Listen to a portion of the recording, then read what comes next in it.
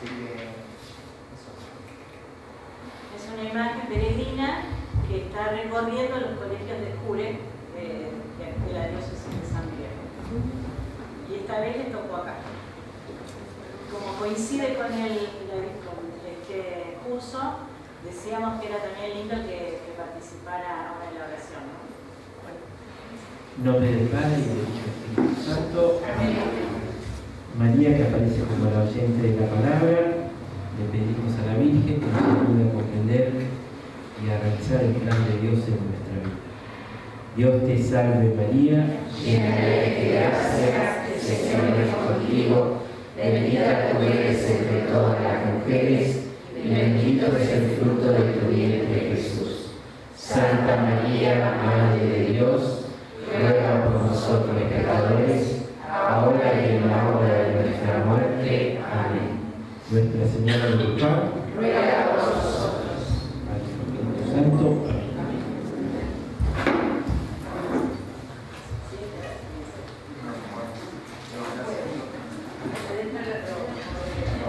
Cuando usted diga, abrimos. Luz, cámara. Estamos en vivo, bueno. Pues también. Pero cuando usted me dice, Está empezando. Pasa que la luz no deja ver. vamos a ir. A ver. Buenas tardes.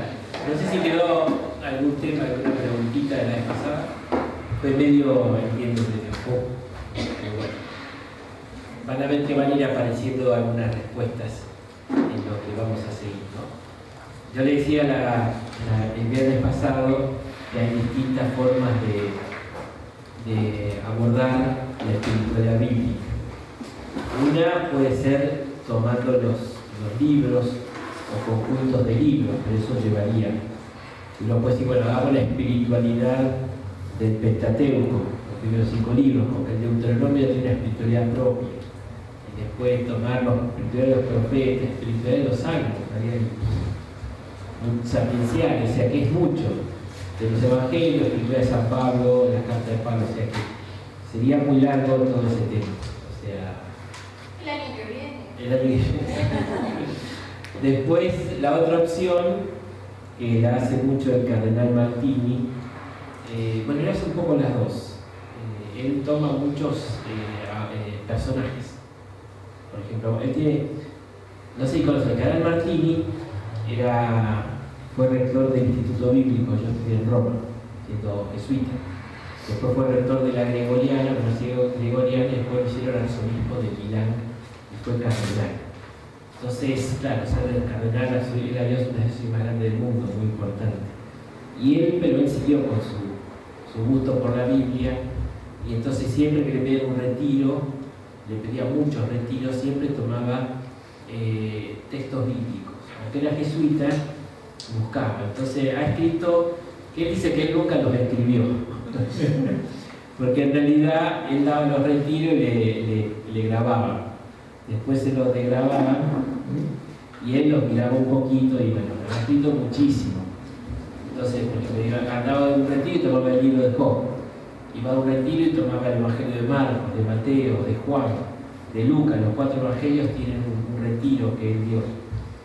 Y después algunos personajes, por ejemplo, tengo un libro muy lindo, muy gordito sobre Abraham, por ejemplo. Tomó a Abraham y hace todo un retiro con Abraham. Toma a David, pecador y creyente, es una joya, ese libro es todo un retiro con David. Tiene de María también, bueno, hay muchos, a ver si me acordaba uno, bueno, es uno sobre el libro de Job también, bueno, de Pablo también, tiene un par de libros también sobre las confesiones, sobre Pablo. O sea, toma esos temas de personajes de la Biblia, ahora me acuerdo, tiene uno sobre Jeremías. O sea, toma el profeta Jeremías, el libro del profeta y hace todo un desarrollo. También sería una forma interesante también de hacerlo. Y la tercera es más bien temática, que es lo que permite ver poco tiempo lo fundamental. Vamos a tomar, como serían, los grandes temas. Yo hubiera puesto ahí grandes temas de la espiritualidad bíblica. No voy a dar todo, voy a hacer una selección de los que considero más importantes, ¿tá? Pero esto va a dar respuesta por qué decíamos de ese riesgo de lo que es el pelagianismo, el gnosticismo, o sea, de poner que el hombre se ponga en primer lugar, ¿no? Si hay algo claro en la Biblia y en la espiritualidad bíblica, es la primacía de Dios. Uno agarra versículo 1, en hebreo dice Bereshit para Elohim. En el principio creó Dios. O sea, Dios aparece siempre como el primer actor en la palabra. Entonces hay una primacía de Dios, ¿no? Es muy claro este tema, ¿no? La espiritualidad bíblica trata primeramente de nuestro vínculo con Dios. O sea, vimos que la espiritualidad, ¿se acuerdan que era el vínculo con lo trascendente, con lo religioso, con lo que da sentido a la vida? Después, porque la espiritualidad cristiana, bueno, le agrega la fe. Bueno, ese vínculo con Dios Padre, con el Espíritu Santo, en la vida movida por el Espíritu Santo, la vida según el Espíritu. Ya en la espiritualidad cristiana y bíblicamente, lo que trata la Biblia es la relación del hombre con Dios o Dios con el hombre, con el pueblo, ahora veremos, ¿no? Por eso dice, en este vínculo hay una afirmación que es absoluta. Primero Dios. O sea, cualquier espiritualidad que ponga por encima de Dios algo o algo, no, ya no es bíblica, por lo menos no es cristiana tampoco, ¿no? Dios es el primero en el tiempo porque Él ha tenido y tiene la iniciativa. Él nos ha creado, nos ha buscado, nos ha hablado, nos ha perdonado, nos ha redimido. O sea, claramente es la primacía de Dios. Por eso este es el principio y fundamento de la vida espiritual. Esta primacía de Dios en todo, ¿no? O sea, ahora lo que vamos a hacer a lo largo de unos textos es ver cómo esto está, pero está en cada página de la Escritura, ¿no? Esta primacía de la acción de Dios. Los próximos días veremos la respuesta humana, no la niego. Dios le exige, pero primero está la acción de Dios. Esto, insisto, bueno, anticipo el final, pero es muy a veces muy marcado, ¿no? Yo a veces le hago bromas a los catequistas cuando doy alguna charla. Le digo, ¿cuál es el primer mandamiento? Según la Biblia. Entonces enseguida me dicen, amarás al Señor tu Dios. Bien, pero vamos al capítulo 20 del Éxodo, que está el Decálogo. El capítulo 20 del Éxodo, ahí están los 10 mandamientos. Pero ¿cómo empieza? Yo soy Yahvé que te saqué del país de Egipto. Por eso no tendrás otros dioses fuera de mí, Pero ves eso. Siempre, y después contextualmente, o sea, Éxodo, antes del capítulo 20, que están los mandamientos, digamos, hay 19 capítulos. ¿Qué cuenta? Éxodo 1 al 19. El Éxodo, la liberación de Egipto, que es obra de Dios con la mediación de Moisés. Pero ve que, por eso un error, y a veces algunos catecismos empiezan con los mandamientos. Eso es Kant, y Manuel Kant, el filósofo, empieza con los imperativos categóricos, o sea, el deber ser. Pero la espiritualidad bíblica y la moral cristiana no es del deber ser, es del ser, y después del deber ser, ¿no? Pero primero el ser, o sea, la creación.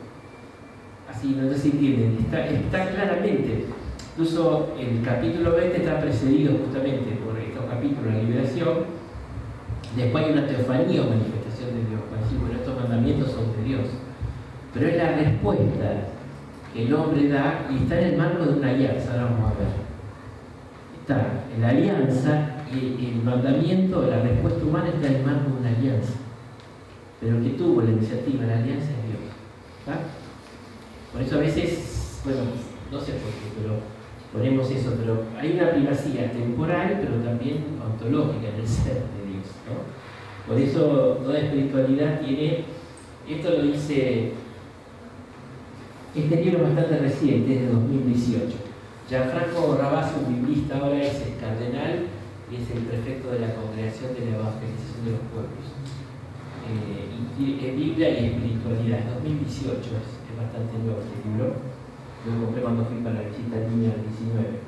Y esta afirmación es de él, comienza diciendo eso, bueno, La Escritura Bíblica trata primeramente nuestro vínculo con Dios. Y aquí hay una afirmación absoluta, no negociable: primero Dios. Dios es primero en tiempo, porque Él tiene la iniciativa, nos creó, nos buscó, nos habló, nos perdonó, nos redimió, ¿no? Él es el principio y fundamento de la vida espiritual. Esto siempre es lo que hay que mantener ahí y no es negociable, ¿no? O sea, Dios actúa y habla, por eso lo podemos conocer, si no, no lo hubiéramos podido conocer, ¿no? Dei Verbum, que es un documento del concilio que habla de la revelación, dice: Dios ha querido darse a conocer, revelarse con sus acciones y palabras, ¿no? Acciones y palabras. Y a través de esta revelación, en acción y palabra, Dios busca la amistad de los hombres que ha creado. Dios ha tomado la iniciativa y se ha acercado a nosotros, ¿no? Dios busca al hombre, se le revela actuando y hablando, y lo invita a recorrer puntos de la vida en una amistad sellada que toma el nombre de alianza. ¿Tá? ¿Para qué nos busca? Para hacer un diálogo de amistad y sellar una alianza o pacto. Ahora veremos un poquito que también en esto a veces hay confusión. Entonces hay una categoría de la alianza. En esa alianza hay una primacía de Dios en cuanto a la acción. Él es el primero, el que rompe el hielo, el que tira la mano, el que invita. Siempre está esa primacía de Dios en la alianza con los hombres. Y está bueno porque hay muchas definiciones de lo que es la Biblia, ¿no? Yo me quedo mucho con esto, de qué es la Biblia.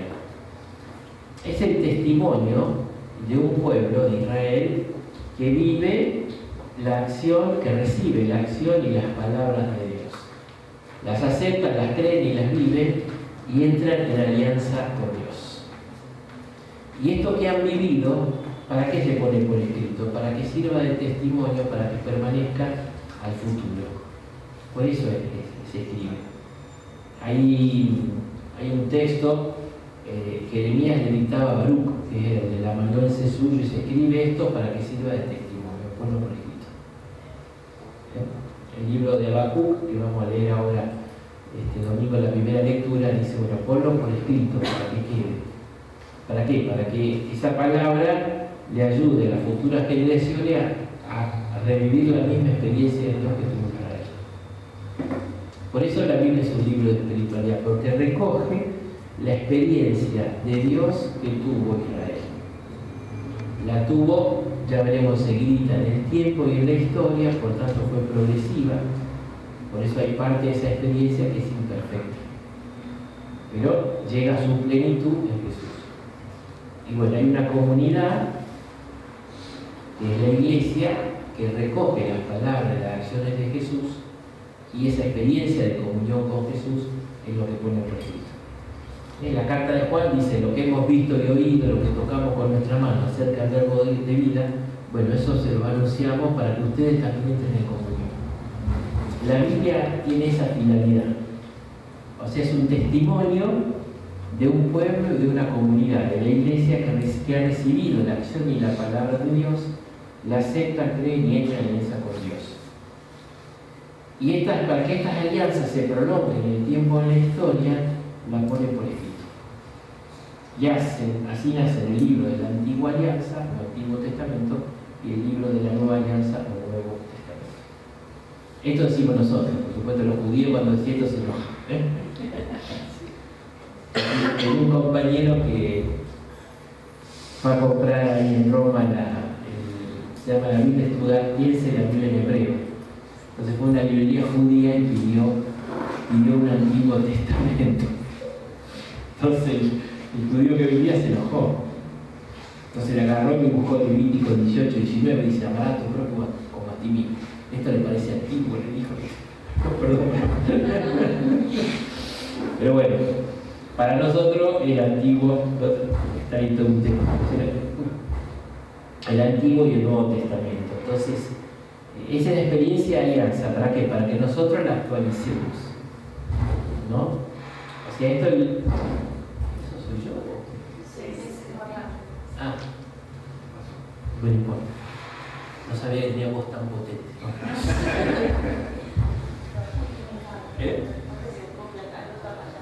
Bueno, decía esto, ¿no? Que justamente el concepto de tradición con mayúsculas, porque hay tradiciones con minúsculas, el tema es distinguirlas. La tradición con mayúsculas, que es la tradición apostólica, es la transmisión que hicieron los apóstoles. Y primero existió la tradición y después la escritura. O sea, Jesús no escribió nada, salvo algunas cositas de mí. Pero en realidad la predicación de Jesús fue la que recogieron los apóstoles y los apóstoles predicaron. Cuando empezaron a morirse los apóstoles, se empezó a poner por escrito la predicación de los apóstoles. San Irineo, por ejemplo, en mitad del siglo II, él dice en los evangelios, dice que son la memoria de los apóstoles. Está muy bien.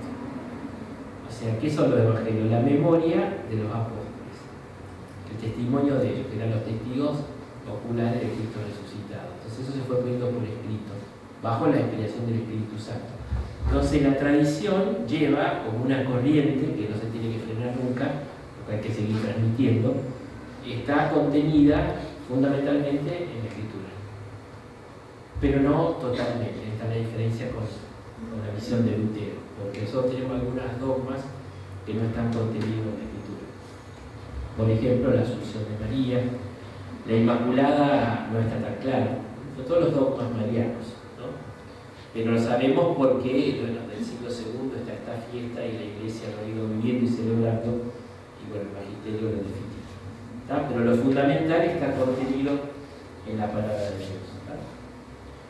No le hago propaganda a una traducción, pero está muy bueno el título. La traducción argentina de la Biblia, bueno, hay dos. Se llama El Libro del Pueblo de Dios. Hicieron los padres Leorati y Cruz. ¿Pero qué es la Biblia? El libro del pueblo de Dios.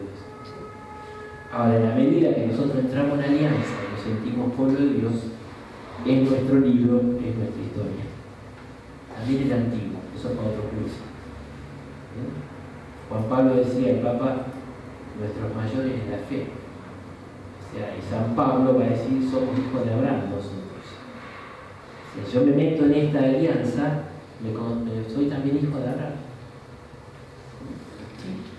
Ahí Romanos 4 explica, pero no por la descendencia de la carne, sino por la fe. Tenemos la misma fe de Abraham, dice Pablo. Entonces, por la fe, somos hijos de Dios y somos también descendencia de Abraham. ¿Está? Estoy como Tarzán que se va por las ramas, pero no importa. Seguimos un poquito. ¿Esto quedó claro? Bien. La otra cosa iba a pasar. En el año 2000, el Papa San Juan Pablo II TMA es tercio milenio adveniente, el tercer milenio que viene. Escribió, ¿se acuerdan todo el jubileo del 2000? Que lo vivimos con el Papa Juan Pablo II. Y un poco él dice lo que estamos hablando recién, ¿no? Fíjese, en Jesucristo Dios no solamente habla al hombre, sino que lo busca. Dice, la encarnación del Hijo de Dios testimonia que Dios busca al hombre. Y de esta búsqueda Jesús habla como del hallazgo de la oveja perdida. Es una búsqueda que nace de lo íntimo de Dios y tiene su punto culminante en la encarnación del Verbo. Si Dios va en busca del hombre creado a su imagen y semejanza, lo hace porque lo ama eternamente en el Verbo y Cristo lo quiere llevar a la divinidad Hijo de Dios. Por tanto, Dios busca al hombre, que es su propiedad particular, de un modo diverso de cómo lo es cada una de las otras criaturas. Es propiedad de Dios por una elección de amor. Dios busca al hombre por su corazón de padre, ¿no? Muy profundo.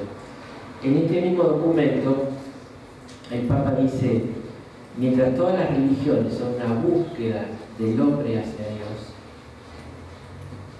la novedad del cristianismo es que Dios busca al hombre.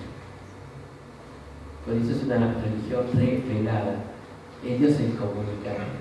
La religión como tal es la búsqueda que un hombre hace de Dios, que está en nuestra búsqueda de Dios. Pasa que nuestras búsquedas personales de Dios, para ser cristianas, tienen que abrirse a Dios que viene en nosotros y se da Dios, que es la revelación. Entonces, para esa es la diferencia, ¿no? O sea, el Señor ha bajado, o sea, es la iniciativa, ¿ves? Claramente lo expresa con terminología más teológica, pero es lo que de esto habla toda la Biblia, de la iniciativa que Dios ha tenido. Por eso seguimos con el principio de Dios, ¿no?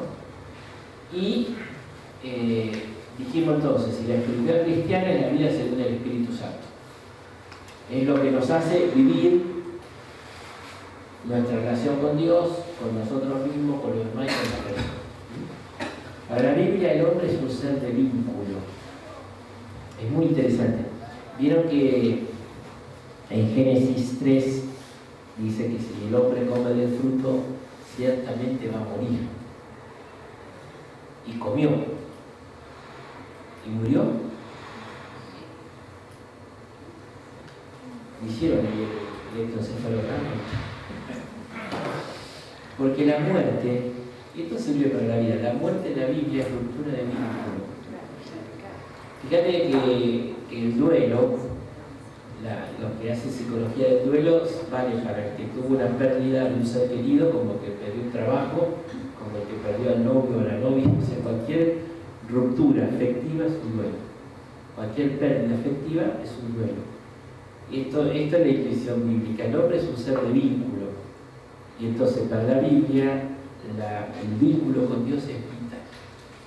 El hombre siguió viviendo con vida biológica, pero perdió el fundamento de la vida, que es la relación con Dios. Por eso Pablo dice que el pecado y la muerte. Por el pecado entró la muerte. O sea, ¿en qué sentido? El pecado cortó el vínculo con Dios, y el hombre desvinculado a Dios, aunque esté vivo, está muerto. Es un sentido más de tipo metafórico. En cambio, el Espíritu nos vuelve el vínculo con Dios, nos da la vida nueva. Por eso es un poco de tema. Entonces, todos los vínculos, el hombre es un ser de vínculos, vinculado. Y el Espíritu Santo renueva todos estos vínculos. Primero con Dios, después con nosotros mismos, con los demás y con la creación. Justamente en el Antiguo Testamento hay una palabra que abarca todos los vínculos del hombre. Sobre todo en estas relaciones fundamentales. ¿Cuál es? Ya lo dijimos. Empieza con A. Alianza, exactamente. Berit en hebreo. Diatek en griego. Alianza. Y este es el problema que tenemos. En la alianza, la relación con Dios y la relación con el prójimo son inseparables. Por eso todas las denuncias de los profetas, ¿no? Tratan mal al pobre. Y es un pecado teológico. Es inseparable la relación con Dios de la relación con los demás. Y después Dios critica cuando matan a alguien, ¿se acuerdan? Que la sangre de Abel contamina la creación. Y la tierra clama por la sangre.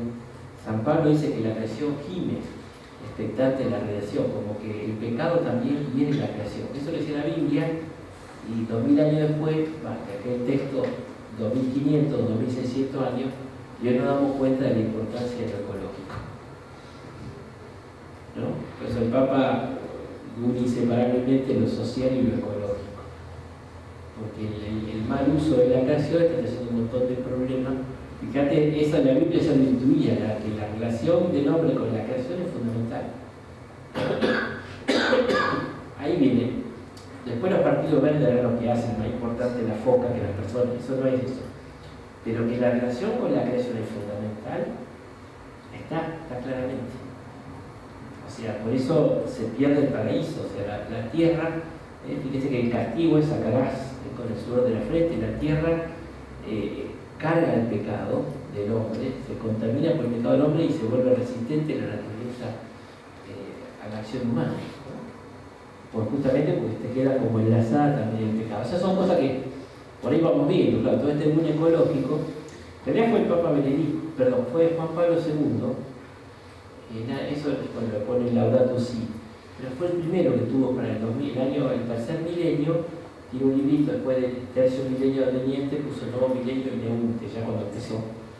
Y entonces pone el tema de la ecología, ni bola, pero no le hicimos caso para nada, no le prestamos.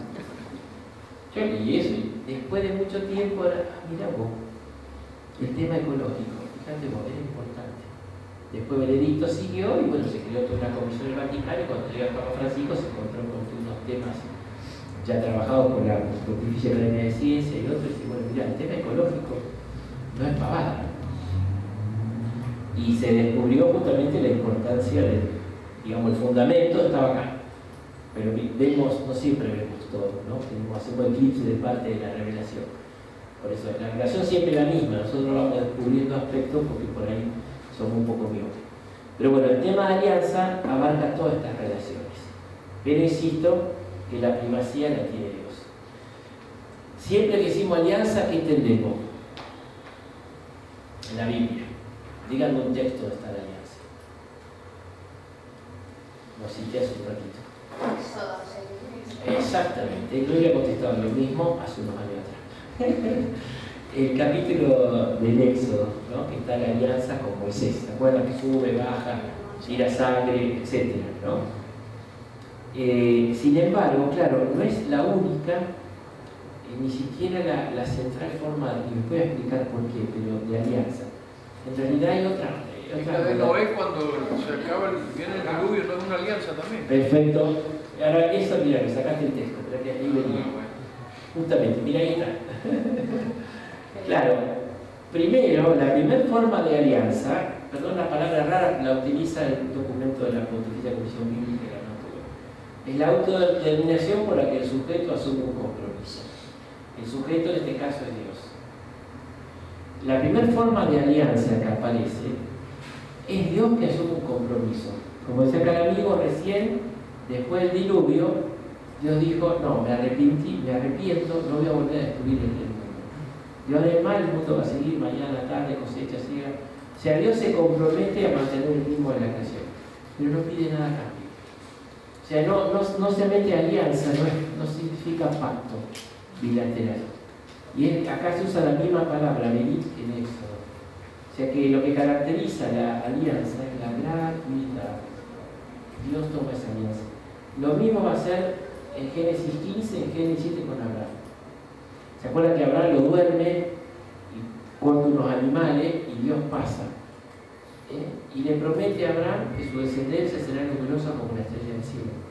No le pide nada. Acá sí dice Abraham creyó. Y eso le fue replicado justicia, ¿no? La fe como respuesta. Pero siempre está la primacía de la gratuidad.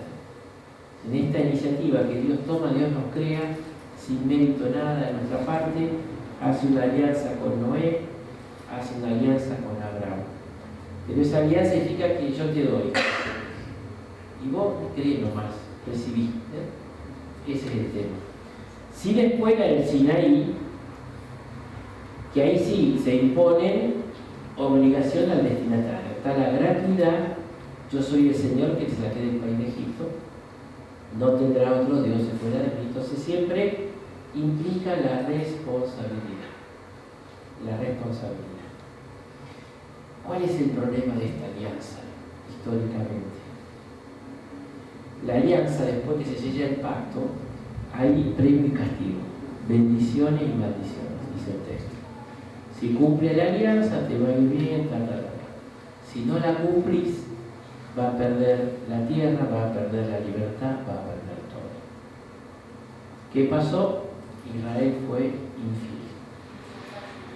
Y perdió la tierra, porque vimos el curso de exilio que están ahí, vimos el video que están ahí.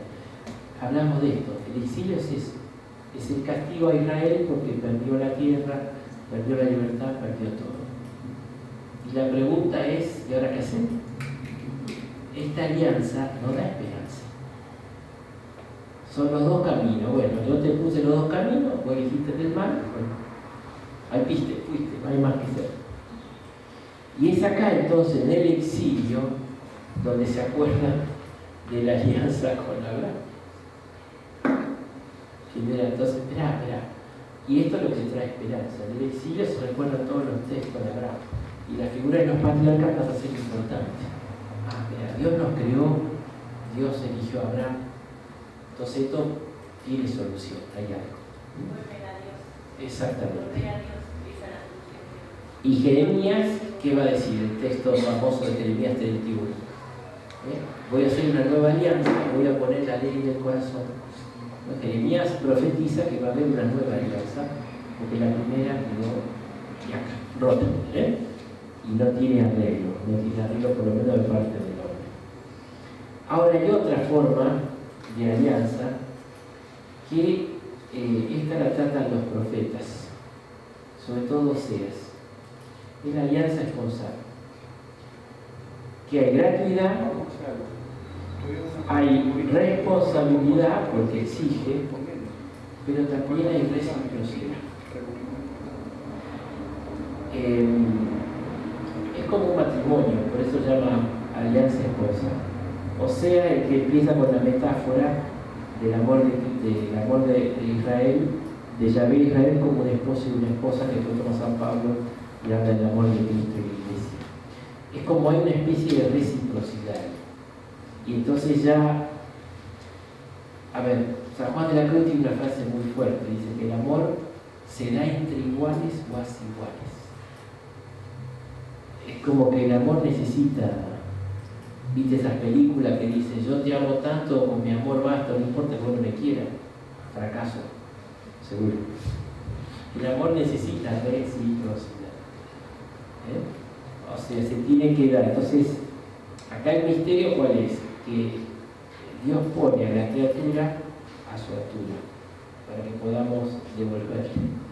Pero como dice Oseas, Él nos da lo que le tenemos que dar. En el fondo es así, Dios nos da, fíjate que en la misa, por ejemplo, un poco de la Eucaristía, pero en la Eucaristía hacemos eso, le ofrecemos a Dios lo que Él nos dio primero. En ese sentido hay una relación. Bueno, por eso digo, este documento dice, ojo con decir que bueno, esta es la única forma de, ay bueno, me equivoqué entonces. Esta no es la única forma, es la más conocida, pero esta como es más antigua, es más valiosa. Y cuando esta se rompe, recuerda la alianza de Abraham, ¿no? Y por eso Pablo va a hablar de Abraham, de Adán y de Abraham. Romanos 4 habla de Abraham y en Romanos 5 se va a hablar de Adán. Adán pecó, Cristo obedeció, la nueva criatura, o sea, se va anterior a este periodo.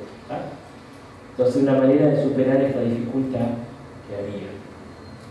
Esto tiene rápido porque. Sorry. Este es un autor que me gustó siempre mucho, André Neger, es un judío, es un autor judío. Hay un famoso judío que fue muy bueno en sus libros, en sus predicaciones, es Abraham Heschel, ¿no? Escribió, porque estaba en Estados Unidos, escribió mucho, comentarios a los profetas, tiene un libro, Man is not alone, el hombre no está solo, que fue un bestseller, ¿no? Y es, digamos, sacó mucho espiritualidad. El judaísmo es muy legalista, o sea, el 90% es legalismo. Pero Abraham Heschel de una escuela empezó a buscar también la parte más mística y espiritual de la Biblia, que la tiene, porque no es todo levítico, ¿no? Entonces rescató mucho. Y André Neger es un discípulo, tiene un libro que se llama La esencia del profetismo, muy bueno, ¿no? Que se da cuenta cuando de su cultura, cómo lo expresa, ¿no? Y él dice, ahora vamos a hablar del tiempo, dice la dimensión íntima del tiempo es la alianza. Todo lleva hacia ello y todo deriva de ello. La concepción de una alianza entre Dios y los hombres, y no una mera relación, por eso una alianza entre iguales. Es la contribución más original del pensamiento hebreo a la historia religiosa de la humanidad. Nosotros tenemos la nueva alianza, pero no se entiende sin la antigua. O sea, por eso somos herederos. Dice, con ella se transforma por completo la sensación humana de lo divino. Interesante. ¿Cómo percibimos a Dios? Porque ya que surge en el hombre una opción que ninguna otra revelación ha podido proponer. No se trata de religación, que es religión, veneración, culto, sino de amor. O sea, al poner en igualdad, el único vínculo es el único amor por amor se paga. O sea, el único vínculo que Dios quiere, o la calidad del vínculo que Dios quiere, es la amor. Yo me acuerdo de una persona que, puedo hablar porque hace mucho y lejos, pero siempre se confesaba y era pobre, escrupulosa y tal. Digo, mira, vos te vas a salvar, te vas al cielo derecho porque, pero no tenés la calidad de vínculo que Dios quiere. Dios no te quiere así. Es un vínculo de amor, el amor te hace libre. Mirá, no sé, un poco mucha historia. Pero es eso, acá llega, ¿no? Que la vocación del hombre consiste en amar a Dios, ese es el secreto que manifiesta la alianza de todos los que se adherían a ella. El tiempo bíblico es el ritmo de esta vocación, ¿no? Ahora un poquito cómo Dios se da en el tiempo. Pero este es un poquito el tema, ¿no? O sea, una alianza Esto es espiritualidad pura, o sea, estar en la alianza es aspirar a un vínculo, una relación fundada en el amor para con Dios. No solamente el soldado, el que obedece, el siervo, ya no lo llamo siervos sino amigos, ¿no? Porque le he dado a conocer. Porque Jesús también lleva la nueva alianza a ese nivel, ¿no? Es como que quiere llegar ahí. Yo puedo seguir, bueno, no, pero a veces más cómodo es el siervo y el soldado y no involucrarse personalmente. Pero apunta a esto, claramente apunta a esto. Bien. Y dice también Becker que la terminología conyugal es la más importante de la transposición de la alianza que han hecho los profetas. Porque todas las expresiones de la Biblia vuelven a reformularse con el tema de la alianza esposa. Esto lo vamos a ver en el Nuevo Testamento con la boda de Caná, etc., ¿no? Y este documento del 2003 dice esto, ¿no? Ojo, no es un contrato bilateral, porque no es que Dios hacemos un pacto, firmamos, yo te doy dotes, dice la Latina, te doy para que me des, yo negocio con Dios, ¿no? Yo te doy para que vos me des.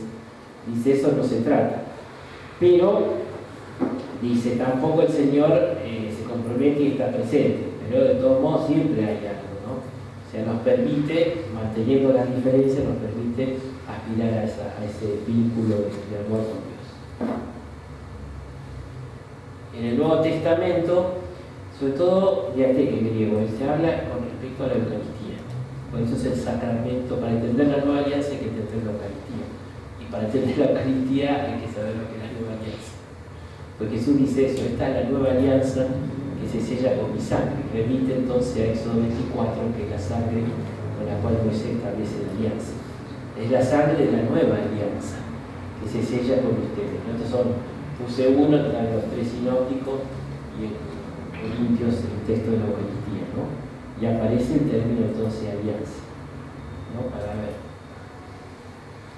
La Eucaristía es la alianza nueva en cuanto que es la entrega definitiva que Dios hace en Jesucristo. O sea, esa entrega, esa donación de Dios será la Eucaristía, ¿no? Y también diateque. ¿Pero es igual que Eucaristía? No, diateque es alianza. Eucaristía es Eucaristía, sí, se viene del griego, que es acción de gracia, Eucaristía. Entonces, y no solamente Dios se nos da en Jesús, sino en don del Espíritu. De tal modo que nos hace capaces de vivir y morir como Él murió. O sea, Jesús nos involucra en la Eucaristía, en esa donación de la nueva alianza. Por eso la Eucaristía se cumple de forma sublime en toda la historia de la antigua alianza. Llega a ser plenitud, ¿no? Tenemos ahí presente. De la Eucaristía nace un pueblo nuevo que es la Iglesia. Los padres de la Iglesia tienen una frase muy siempre, el Papa Benito la citaba mucho, la Eucaristía de qué se hace. La Eucaristía hace la Iglesia. La Iglesia hace la Eucaristía, pero la Eucaristía hace la Iglesia, porque nos hace un nuevo pueblo. En la medida que recibimos a Jesús, nos transformamos y la donación de Él y la respuesta que queremos dar, nos transformamos en el pueblo de la nueva alianza. ¿Está? Bien, pasamos un poquito. Uy. ¿Esto qué es? Bueno, eso lo paso. Si no, voy despacio. Volvemos otra vez. Entonces, la primera y fundamental afirmación bíblica, esto dice el Padre Rabasi. La experiencia espiritual en la Biblia dice, no es ante todo una experiencia sobre Dios, sino de Dios, o con Dios, no sé si entienden. O sea, no es algo fuera, o sea, bueno, yo estudio la Biblia para conocer a Dios. No, la Biblia me lleva a tener una experiencia personal con Dios. Pues hay una a priori absoluto de Dios respecto a todo deseo del hombre. Porque incluso antes que el hombre se interese por Dios, está Dios interesado por el hombre. Él es quien rompe el silencio de la nada con su palabra creadora, es quien rompe las cadenas del mal con su palabra lectora, él quien está a la puerta y golpea. ¿No? Yo estoy a la puerta y golpeo en Apocalipsis 13. O sea, comienza al principio con esto, ¿no? En la tercera, cuarta página del libro dice, bueno, pagamos este principio y fundamento, y justamente esto, ¿no? Dice que San Pablo toma un texto de Isaías 65 y dice, me he dejado de encontrar aún por aquello que no me buscaba, para resaltar la iniciativa de Dios. Incluso el hombre no lo buscaba y Dios lo va a buscar, ¿no? Ese es el tema. Bien. También hay uno que decía que conocía de oídas, me acuerdo que un sueño me sacó la tormenta, yo solo te conocía de oídas. Y ahora te has visto mis ojos. Eso dice Job. Pero ahí tenía experiencia. Yo te conocía solo vida, pero ahora te he visto mis ojos. Así terminaba así. Bien. Por eso dice el padre Rabasi, la espiritualidad no es ante todo conocer y amar a Dios, sino ser conocido por Dios, ser conquistado por Él, ¿no? Y cita a San Pablo, fíjese,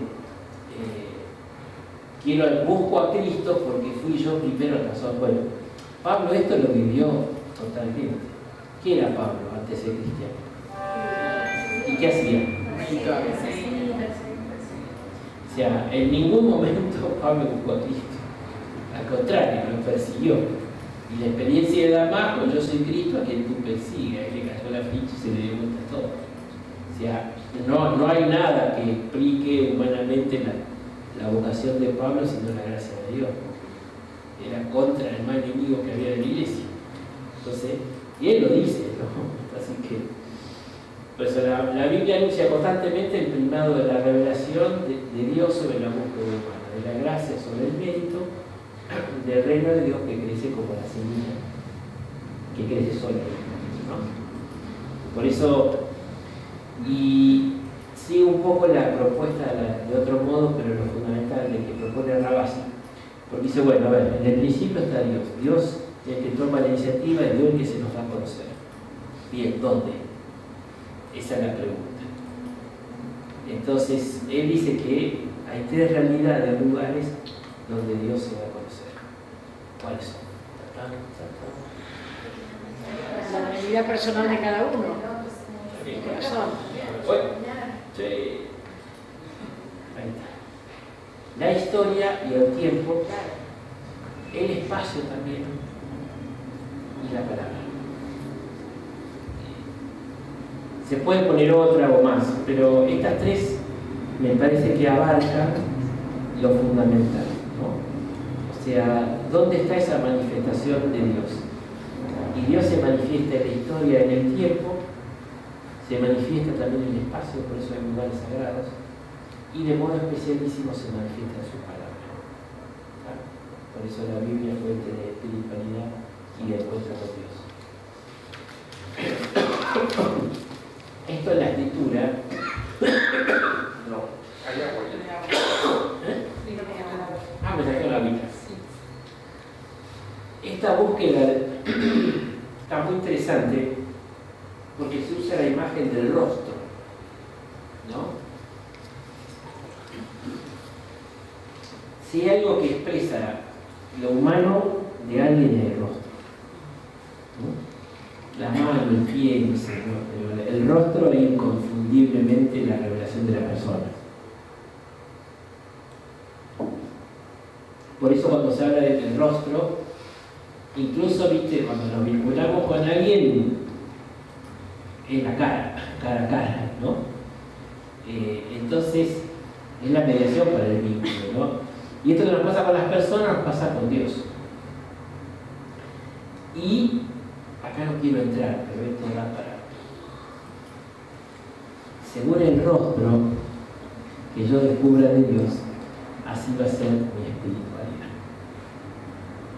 Ese es el tema. Hay una pregunta, ¿no? A veces me dicen, ¿cuál es? Yo tengo que describir el rostro de Dios, ¿qué rostro le pongo? ¿No? De enojado, castigador. Es complicado, pero mi vínculo con Dios va a depender de cómo percibo yo el rostro de Dios. Hay un jesuita, Morano, que es de apellido, que estudió mucho por esta parte de psicología religiosa, ¿no? Como a veces esas imágenes equivocadas de Dios que nos hacemos que nos impiden vivir una sana espiritualidad, ¿no? Por eso es muy importante. Otro jesuita era misionero China, Japón, padre Rabin, tiene muchos libros de espiritualidad. Y él dice que el hombre va siempre poniéndole un rostro a Dios, proyectándole rostros, hasta que entra en la noche y se queda esperando que Dios le muestre su rostro, ¿no? Por eso el tema de muéstrame tu rostro es un salmo, ¿no? Y así empieza también San Juan de la Cruz de las poesías, nos muestra tu rostro, ¿no? Es el tema de que Dios te tiene que dar a conocer y mostrar. Por eso, esto de rostro que es tan humano tiene mucha raíz bíblica, ¿no? Es Dios en cuanto que se vincula con el hombre. Por eso, si Dios nos muestra un rostro agradable, mi vida va a andar bien. Fíjate la bendición del número 6. Que el Señor haga brillar su rostro sobre ti y te muestre su gracia. Que el Señor te descubra su rostro y te conceda la paz. En el fondo, estamos pidiendo que Dios se dé a conocer, ¿no? Y favorablemente. Y cuando Dios se esconde, no me escondas tu rostro. Está lleno de los salmos de todo este tema, ¿no? Sí, David escribió mucho de eso siempre. David imploraba, siempre decía esa palabra. Claro. En los salmos, cuando lo En los salmos está todo el tiempo, por eso Dios oculta. ¿Hasta cuándo ya me olvidarás por siempre? ¿Hasta cuándo me ocultarás tu rostro? Viste que los chicos dicen, me cortó el rostro. Cuando dice el otro. Por eso el Antiguo Testamento prohíbe hacer imágenes de la divinidad, ¿no? Porque el hombre busca el rostro, pero solo se conoce cuando Dios se lo muestra. ¿Qué le dice Moisés? Déjame ver tu rostro, el rostro no.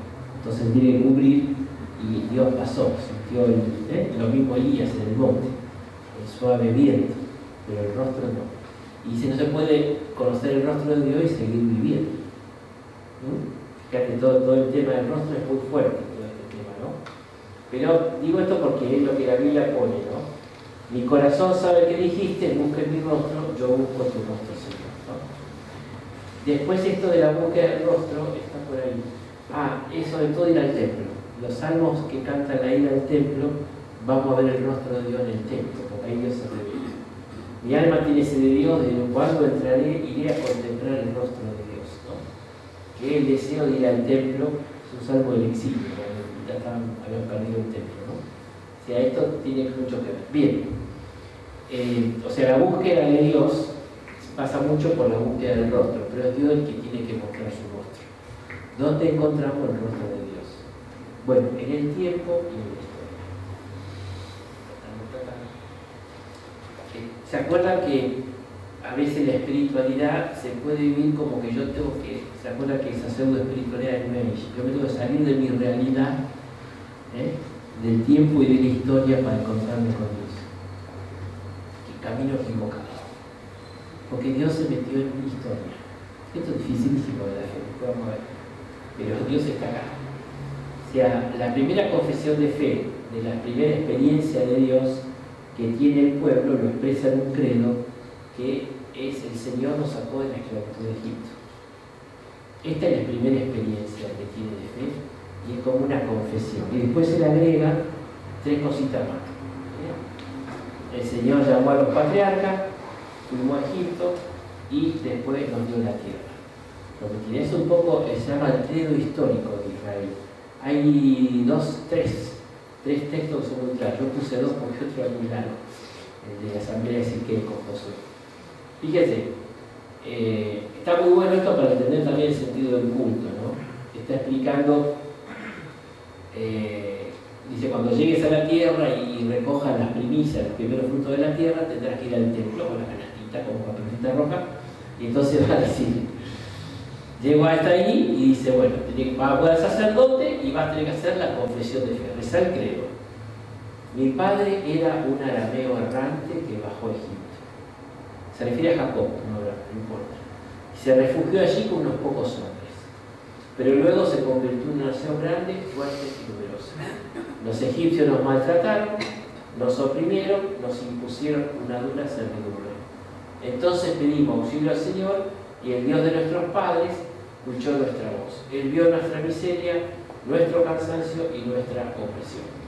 Y nos hizo salir de Egipto, con el poder de su mano y la fuerza de su brazo, en medio de un gran temor de signo y prodigio. Y nos trajo a este lugar y nos dio esta tierra que emana leche y miel. Después sigue, por eso Dios cumplió, para yo le cumpla a Dios y le doy el diezmo de todo lo que me dio la tierra. Cierra el circuito.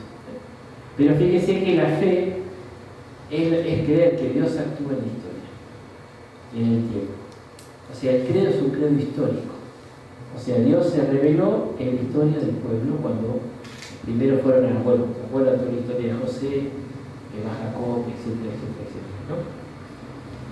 Hay otro que también está en el Deuteronomio, que digo que es el fundador de la catequesis familiar en Deuteronomio. Porque dice, bueno, siempre está diciendo que le tenemos que responder a los chicos cuando los chicos preguntan. ¿No? Los chicos preguntan. Ustedes saben que en la celebración de la Pesa, de la Pascua, el más chico tiene que preguntar y el más grande contesta. Ahí es todo dialogar la celebración, ¿no? Y entonces cuando tu hijo te pregunte qué significan estas normas, estos preceptos y estas leyes que el Señor nos ha impuesto, ¿cuál es el sentido de los mandamientos? Tú deberás responderle. Nosotros fuimos esclavos del faraón de Egipto, pero el Señor nos hizo salir de allí con mano poderosa. Él realizó ante nuestros ojos grandes prodigios contra Egipto, contra el faraón. Nos hizo salir de allí, nos condujo, el tema del desierto, y nos dio la tierra que había prometido a nuestros padres con juramento. Bien, está explicando que por eso nosotros cumplimos los mandamientos, porque Dios nos liberó de Egipto, nos dio la tierra, entonces la respuesta es cumplir los mandamientos.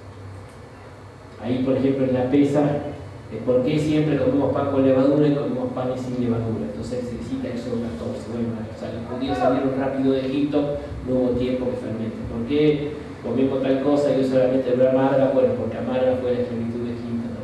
Entonces va explicando todo el sentido de las cosas de los ritos, ¿no? Bien, los profetas sobre todo también se dedican mucho a insistir en la necesidad en la historia de esperar la salvación de Dios en la historia, por eso el Mesías. O sea, la experiencia mesiánica es la experiencia en la historia. No, explico esto, no vamos a ver. Y nos sigue liberando también. Y bueno, Ahora nos sigue liberando de diferentes cosas. Bueno, por eso, Liberación siempre. desde el punto de vista espiritual, la Biblia nos enseña justamente al ver cómo Dios obró, bueno, cómo obra con nosotros. Entonces, Seguimos viviendo, decía. exactamente, y de eso se trata. La misma experiencia, te voy a decir que el Señor, uno quisiera que se pudra el mundo y haga otro, pero no. A veces es así, siempre los profetas insisten mucho que la salvación se da en la historia. Después de la crisis del exilio salieron dos líneas, la escatología profética, que es lo que iba a explicar después. Los profetas siempre dicen que la salvación de Dios se da en la historia. Pero otra línea, más radicalizada, dijo no, ya este mundo está tan podrido que no tiene solución. Dios va a destruir este mundo y va a hacer un mundo nuevo. Y esa es la apocalíptica. El pensamiento apocalíptico es que, bueno, hay un mundo fuera. De hecho, el judaísmo nunca lo aceptó y no entró. Hay escatología profética, pero nunca, o sea, que habla del final de los tiempos, ¿no? Pero no como que este mundo y hay un mundo paralelo o otro mundo distinto. No, es este. O sea, que no se va a acabar el mundo. Sí se va a acabar y va a haber un juicio y será cielo nuevo y tierra nueva. Pero no es que hay un mundo paralelo, ¿no? Como que tenemos que huir de este mundo y ir a vivir en otro universo paralelo porque este ya no va más, ¿no? ¿Esa cuál es la tradición profética, la catológica de Quinto? Pasa que la apocalíptica no está en los libros bíblicos, ni siquiera en el apocalipsis cristiano que tiene otra línea. Pero la apocalíptica son un montón de libros que no están en la Biblia y que promueven otra realidad distinta, digamos. Eso es un poco el tema. Como que este mundo ya no tiene arreglo y Dios tiene que hacer un mundo nuevo. La fe de Israel y la fe cristiana dice, mira, este mundo es verdad que no para los tomates, pero va a estar el diario, pero Dios sigue actuando en este mundo. Y después habrá un juicio al final del mundo y se termina. Pero... ¿Y en la actualidad quiénes son los apocalípticos? Y estos grupos que se van a un lugar y que salen del mundo, las sectas son mayoría apocalípticas, o sea, rechazan absolutamente el mundo y la historia. Entonces se van a vivir un lugar, después terminan manipulándose o haciendo suicidios colectivos, como hemos visto en la Guyana. Esas son todas corrientes apocalípticas, que entiendo, salen por la presencia del mal. El tema de la apocalíptica es otro tema, pero es por la presencia del mal en la historia, ¿no? Por eso la lucha, por eso el apocalipsis cristiano, aunque no parece que nos asusta, es un libro de consolación. Sí. Por más que se destruye y se quema y se muere, pero al final baja la Nueva Jerusalén, arreglimos y Hay que termina. vivir como dice Eclesiastés y creer lo que dice Jeremías. Exactamente. Eclesiastés 9 dice eso. Claro. Eclesiastés 9 del 5 al 10 dice, vive, ama a tu esposa, disfruta de la vida, porque cuando vayas al Seol, ¿verdad? Vas a estar tranquilo hasta que venga el juicio. Claro, Que es lo que dice después Jeremías más adelante cuando habla de eso que usted acaba de decir, de tierras nuevas y cielos siempre, nuevos. claro. El apocalipsis cristiano toma eso, pero digamos, la intervención de Dios va a ser en esta historia, no es que cierra hacia otro mundo paralelo. Entonces, estos grupos así apocalípticos se aíslan buscando otra cosa, ¿no? Pero que sacan de la historia y de la realidad, es el tema. Bien. Por eso decía que la narración bíblica siempre son eventos históricos. Y el querigma cristiano también son eventos históricos. Es el tema, no son afirmaciones conceptuales, sino son eventos históricos. Jesús se dijo a Galilea, Marcos 14:15. El tiempo se ha cumplido. El tiempo. El reino de Dios está cerca, conviértanse y crean la buena noticia. El tiempo se ha cumplido. O sea, Dios interviene en el tiempo. Es la plenitud del tiempo, ¿no? Y Pablo lo mismo, cuando habla del querigma, dice, les recuerdo, hermanos, lo que yo he predicado, que ustedes han recibido. Y por ello son salvados, si la conservan tal como es. El querigma es el primer anuncio. Y entonces, ¿cómo dice Pablo? Les transmití lo que yo recibí, que Cristo, pero ves, es un acto histórico. Cristo murió por nuestros pecados conforme a la Escritura. Fue sepultado, resultó el tercer día, de acuerdo con la Escritura, y se apareció a Pedro, después a 12, después a 1000, etc. Pero ve que son acontecimientos históricos. O sea, la salvación se dio en la historia, la muerte y la de Jesús se da en la historia. Entonces ahí es el lugar de encuentro, ¿no? Por eso dice que la historia se vuelve historia de salvación. Pero no es que la historia de salvación es una historia por fuera o paralela. Esta historia hay que transformarla, Dios quiere transformarla con nuestra colaboración en historia de salvación. Por eso siempre estamos en tensión escatológica y lucha contra todo esto, ¿no? Entonces el tiempo y el hombre es la sede donde Dios se manifiesta, ¿no? El Papa Juan Pablo decía justamente esto, en el cristianismo el tiempo tiene una importancia fundamental. El tiempo, ¿no? La liturgia es la santificación del tiempo, porque la salvación se da en el tiempo, no fuera de él. O sea, en este tiempo, en esta historia, en esta realidad que vivo, ahí tengo que encontrarme con el Señor. Por eso es una espiritualidad disociada que me sacan, no están respetando la pedagogía de Dios. Y también en el espacio. Esto se ve de modo especial en la relación con la creación y la criatura. Israel dice los estudiosos que lo descubrió más tarde. O sea, primero Israel tuvo la experiencia de Dios en la historia con el Éxodo. Cuando va al exilio se encuentran con otras culturas y se paran, no existimos nosotros solos, no somos el ombligo del mundo. Y entonces la respuesta teológica está en el capítulo 1 de Génesis, donde en el fondo Dios, el templo es como el gran santuario donde Dios habita, eso es lo que dice Génesis 1, ¿no? Y donde el sol y la luna, que en la cultura babilónica donde estaba Israel los adoraba, sirven para señalar las fiestas. De hecho, nosotros también seguimos el calendario lunar de los judíos. El día de Pascua es siempre la luna llena que coincide con el equinoccio de primavera en el hemisferio norte. O sea que siempre están limitados. Entonces el libro de Génesis, bueno, en el fondo, todo el mundo es un templo en donde Dios está presente, ¿no? Acá le queda San Francisco de Asís y su relación con la creación, ¿no? Pero ve que también en el espacio, en la creación, Dios está presente. Hay muchísimos salmos que hablan de la belleza de la creación. Fíjese, por ejemplo, este salmo, ¿no? Como el cielo, o sea, la creación habla de Dios. Eso es lo que dice el Salmo 19. El cielo proclama la gloria de Dios y el firmamento anuncia la obra de sus manos. Un día transmite al otro este mensaje, la noche se va dando la noticia. sin hablar, sin decir palabras, sin que se escuche su voz, resuena por toda la tierra su eco y su lenguaje llega. O sea, como que la creación está hablando sin palabras todo el tiempo de Dios. ¿Ve? Entonces, esa es la espiritualidad propia de la creación que está tan fuerte en los salmos, ¿no? Incluso la creación permite reconocer a Dios. El libro de la sabiduría es uno de los últimos libros, siglo I a.C., y habla de los hombres, ¿no? Si vanos por naturaleza son todos los hombres que han ignorado a Dios, los que a partir de las cosas visibles no fueron capaces de conocer a aquel que es, al considerar sus obras, no reconocieron al artífice, ¿no? Tomaron por Dios el fuego, el viento, el aire. Ahora, fascinados por la hermosura de estas cosas, ellos las consideran como dioses. Piensen cuánto más excelente es el Señor de todas ellas, ya que es el mismo autor de la belleza.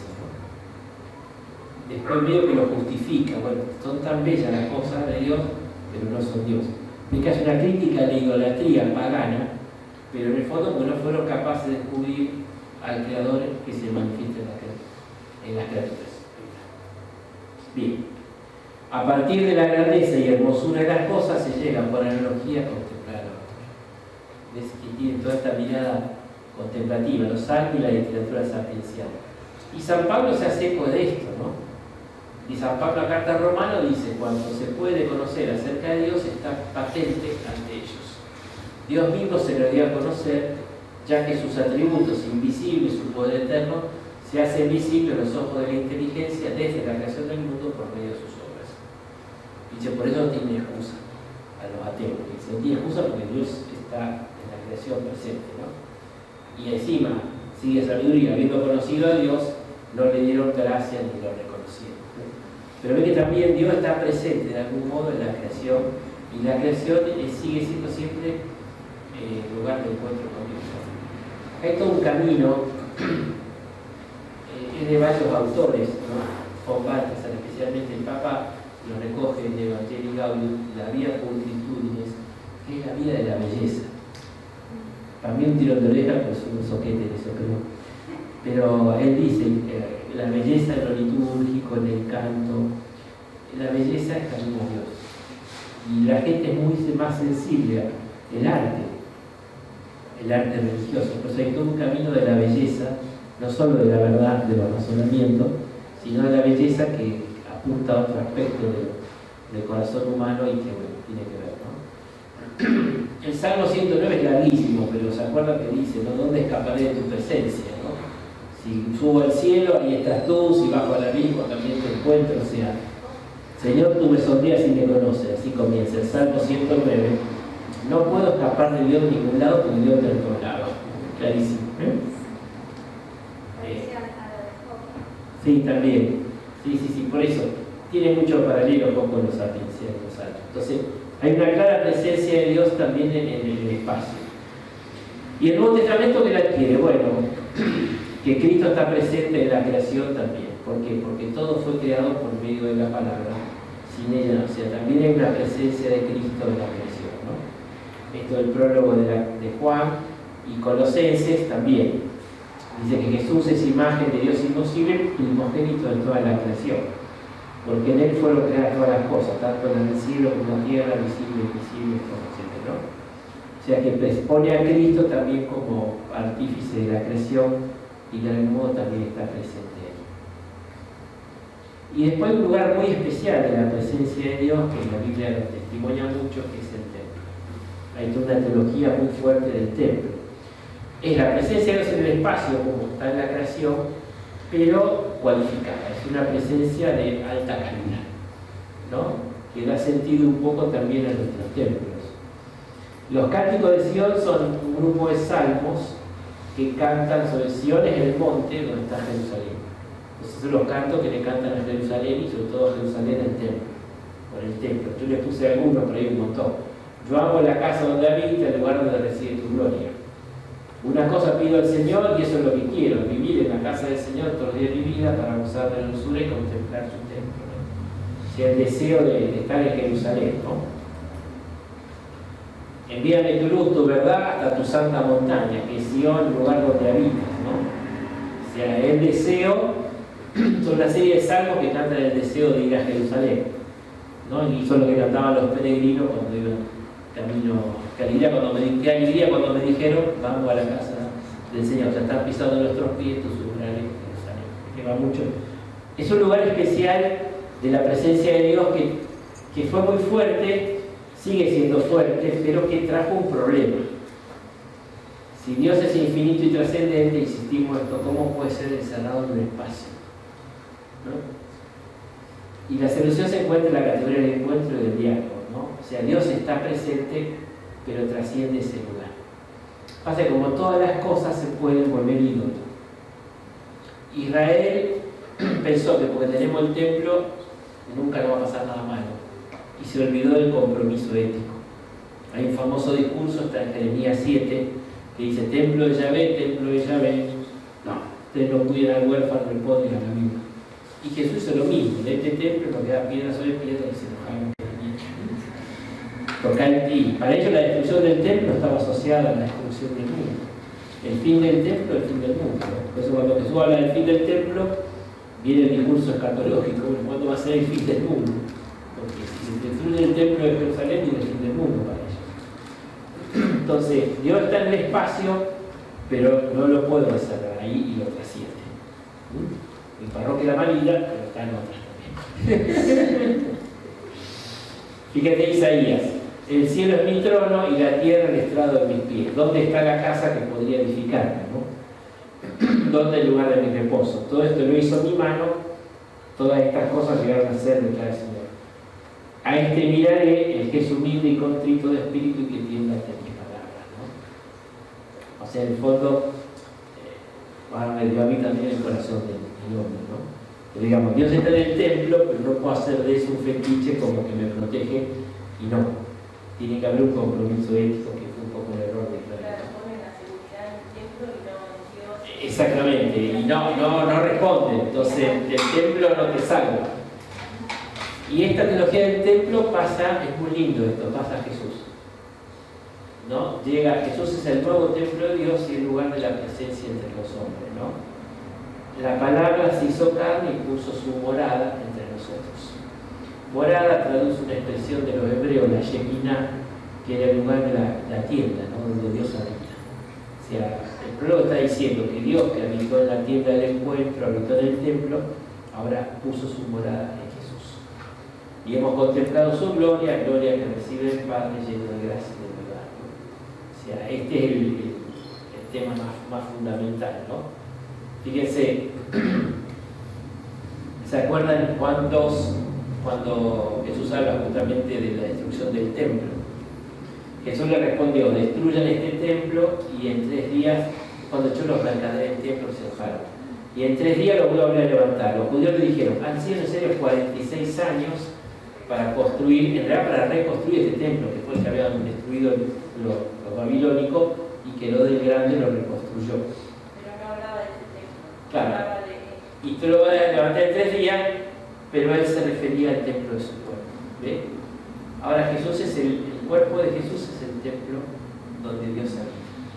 Eso lo entendieron después los discípulos, ¿no? ¿Es palabra de Dios esa? ¿Se refiere al templo de su Sí, lo puse resaltado para ver, pero sí, está ahí. Después, por ejemplo, Colosenses dice, no se deje esclavizar, bueno, por ninguna filosofía, y después, Él habita en Él, o en Cristo, ve que cita Cristo. En Cristo habita corporalmente toda la plenitud de la divinidad. O sea, Cristo habita corporalmente la plenitud de la divinidad. Y después termina, y nos engancha con el tema que ahora sigue, que Cristo es la cabeza. Y entonces la iglesia es el cuerpo, para abajo. Por eso anticipa ese tema, ¿no? Por eso,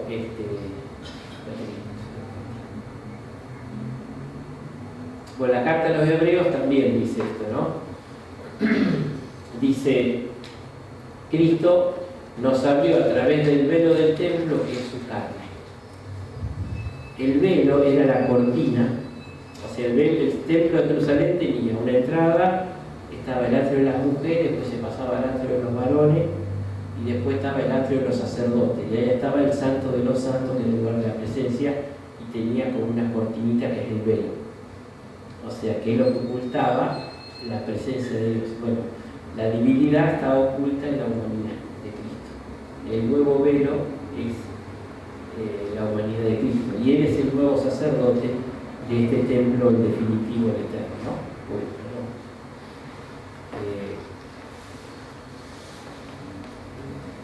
El Apocalipsis. No vi ningún templo en la ciudad porque su templo es el Señor Dios y el Cordero. Y no va a haber luz porque su lámpara es el Cordero. ¿Ves? La Jerusalén celestial, y ahí aparece ya. Pero siempre Dios está presente, ¿no? Y después, pues digo, esto pasa después. Esta presencia de Dios pasa a la iglesia y al cristiano que está en la iglesia. También. Por ejemplo, Pablo va a decir, no saben que ustedes son templo del Espíritu de Dios y que el Espíritu es habita en ustedes. Y si alguno destruye el templo de Dios, Dios lo destruirá a él, porque el templo de Dios es sagrado y ustedes son ese templo. Si el cristiano en la iglesia, cuerpo de Cristo, pasa a ser el nuevo templo de Dios, donde Dios habita, ¿no?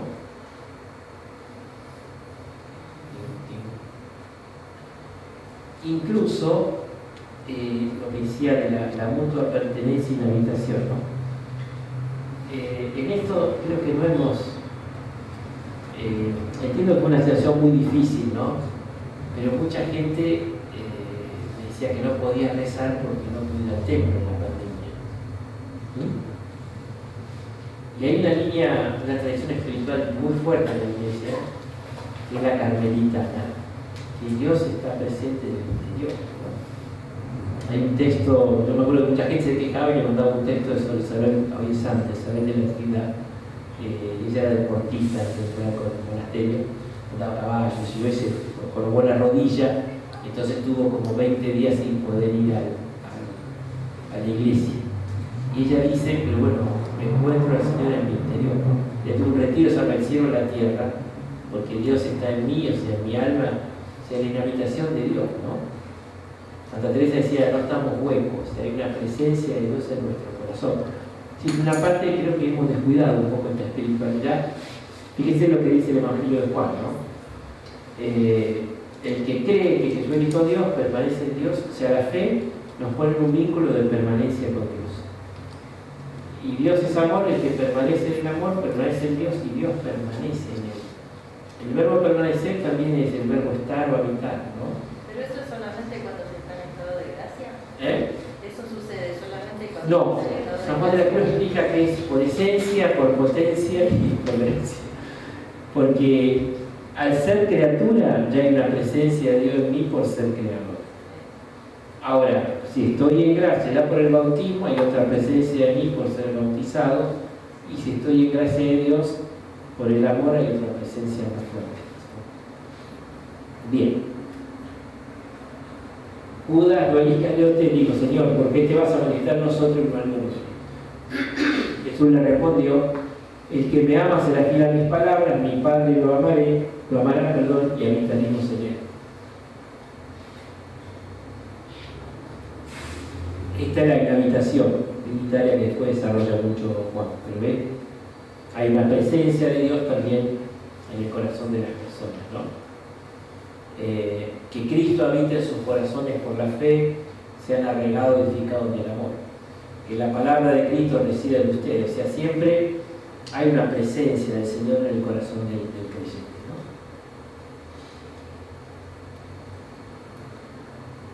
Bien.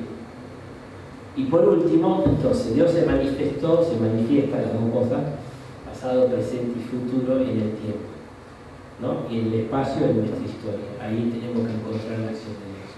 Dios también se manifiesta de modo especial en algunos espacios sagrados. La creación habla de Dios, Dios está manifestándose en la creación. Papa Benedicto dice que tiene el libro de la palabra para entender el libro de la creación, que es verdad. Pero San Francisco de Asís contemplaba la creación y Santa Teresa al último veía agua y entraba en éxtasis, el agua, una poesía del agua. Que se fumó, pero bueno, tiene letra mística que nosotros por ahí no tenemos. Pero toda la creación.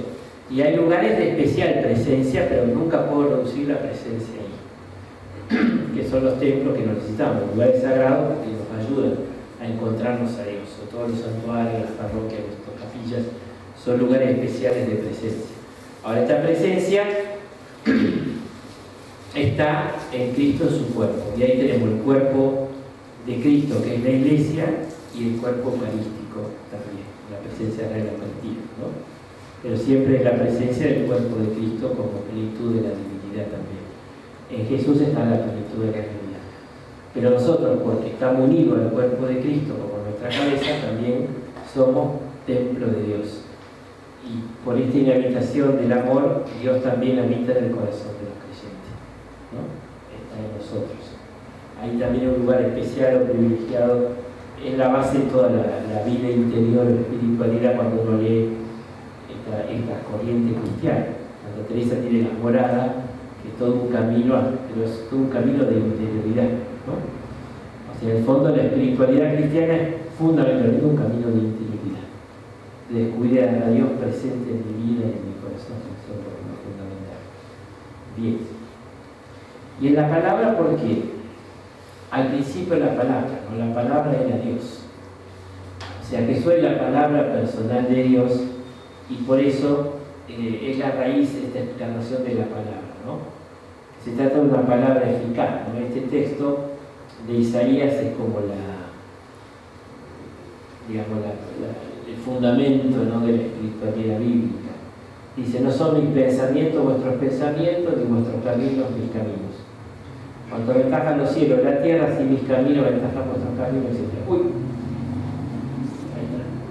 Como desciende la lluvia y la nieve de los cielos y no vuelven allá, sino que empapan la tierra y la fecundan y la hacen germinar para que dé simiente al sembrador y palabra para comer, así será mi palabra, la que salga de mi boca, que no volverá a mí vacía sin que haya realizado lo que quiso Plugo. Dale. Entonces ahí estaría un poquito el tema. A ver, nos quedamos con poco tiempo, pero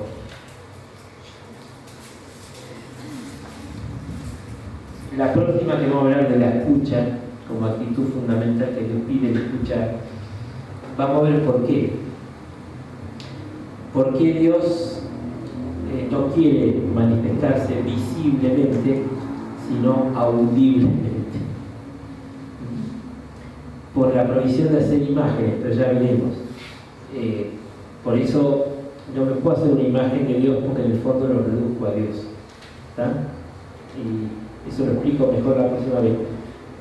El Señor quiso manifestarse a través de la palabra. Por eso en esta vida caminamos en fe, no en visión. Yo hago muchas veces el chiste, digo que en el cielo nadie tiene fe.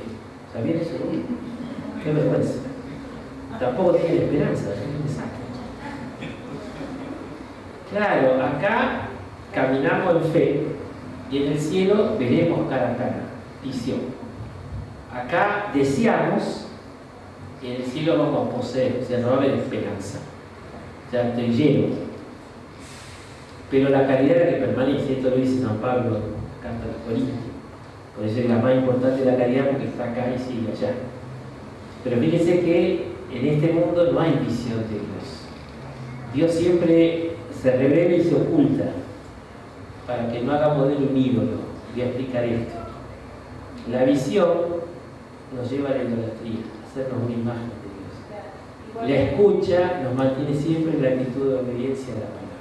Igualmente en esta comunión con Dios percibimos a veces todas las cosas, las personas, pero obviamente. La escucha nos ayuda a ver a Dios presente, o a reconocer, mejor dicho, a reconocer presente a Dios, la escucha. Pero nunca lo terminamos de estar, no tenía que crecer. Termino con esto, ¿no? Esto fue el discurso que tuvo el Papa Benedicto en el Sínodo de la Palabra, ¿no? Dijo esto: Dios ha hablado y ya no es el gran desconocido, pero lo puedo conocer porque habló, lo conozco en su palabra. Ya, el mejor ejemplo es la noche. En la noche no veo, pero si alguien habla, lo escucho y sé que está. Y todo un día me regalaron a Carmelita un libro de San Juan de la Cruz italiano, de los 400 años de él, de la muerte, y dice: Dios habla en la noche. O sea, Dios habla en la noche. Y ahí entendí la imagen. En esta vida estamos en la noche, no vemos, pero si alguien me habla, sé que está. Viste que el chiquito te apaga la luz, pero te escucha, yo estoy con vos, te canto hasta que te duermas. No me duermo yo y el chico sigue jugando. Pero ve que esa metáfora es la que más me lo explica por qué Dios se revela a través de la palabra. O sea, no lo vemos, pero sí lo escuchamos. Y la palabra nos da la certeza que Él está porque nos está hablando, pero no lo vemos. El prólogo Juan dice: a Dios no lo ha visto nadie jamás. Pero el Hijo Eterno que estaba en el seno del Padre nos lo ha contado. Pero tenemos la narración de Jesús sobre el Padre, pero no lo vemos, ¿no? El Papa Benedicto dice esto: Dios ha roto su silencio, Dios ha hablado, Dios existe. Tiene una lógica. No lo vemos, pero lo percibimos. Exactamente, sí. Dios ha roto su silencio. Dios ha hablado, Dios existe. Fíjate cómo es la lógica, ¿no? Ay, qué lástima, puse ahí uno. Este hecho como tal, y este es el tema, que Dios haya hablado, dice, ahí está la salvación. Este hecho como tal es salvación. Dios nos conoce, Dios nos ama, Dios ha entrado en la historia. Jesús es su palabra, el Dios con nosotros, el Dios que nos enseña, que nos ama, que sufre con nosotros hasta la muerte. Este es el Evangelio mismo. Dios ha hablado, ya no es el gran desconocido, sino que se ha mostrado a sí mismo, y acá está la salvación. El solo hecho que Dios se dé a conocer, eso es salvífico. De acá el Papa saca entonces el tema de la sacramentalidad de la palabra, ¿no? Que la palabra también comunica la salvación, no como los sacramentos que son preparatorios, pero también la comunica de modo. Por eso este discurso fue un signo sobre la palabra de Dios y lo inició el Papa con un discurso espectacular, ¿no? Así que, pero bueno, son 8:30 en punto, así que quedó poquito. Entonces, ahora lo que nos viene, nos quedan 3 encuentros, pero bueno, voy a tratar de concentrar un poco. ¿Qué nos pide Dios en la Biblia? ¿Cómo tenemos que responder? Entonces, va a ver que está mucho el tema de la escucha siempre. La escucha Israel, ¿no? El tema de la escucha, que es fundamental, el tema de la adoración, que es fundamental, y después también, bueno, ya en el Nuevo Testamento, el tema del seguimiento, que es la obediencia de la fe. Por eso, o sea, vamos a ver cuáles son las categorías de respuesta que Dios, como Dios mismo en la Biblia nos dice: bueno, yo quiero que respondas de este modo. Yo quiero hacerlo de otro, pero Dios me dice claro. Entonces, eso lo veremos en las próximas. Ahí es el tema de eso, hasta la memoria y la oración, que fue bueno. Muchas gracias a todos. Excelente.